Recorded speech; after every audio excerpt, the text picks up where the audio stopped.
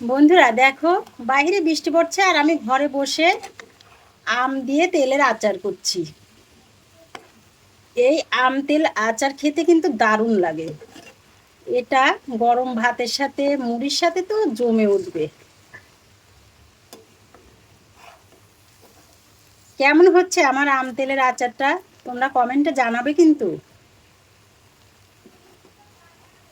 এই দেখো কি সুন্দর কালার এসেছে, খুব সুন্দর কালার এসেছে। অনেক রকম মশলা দিয়েছি। আমগুলো এখন খানিকটা ফুটিয়ে তারপর নামিয়ে ফেলবো।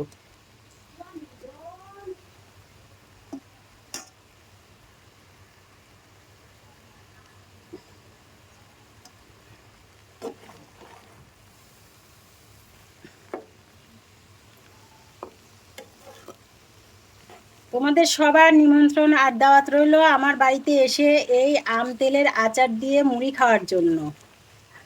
সবাই চলে আসবে। আম তেলের আচার দিয়ে তোমাদেরকে মুড়ি মাখিয়ে খাওয়াবো, দেখবে কি স্বাদ।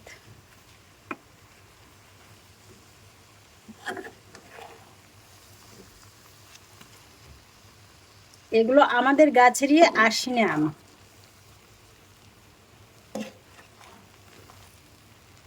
ঠিক আছে বন্ধুরা, আজ এ পর্যন্তই।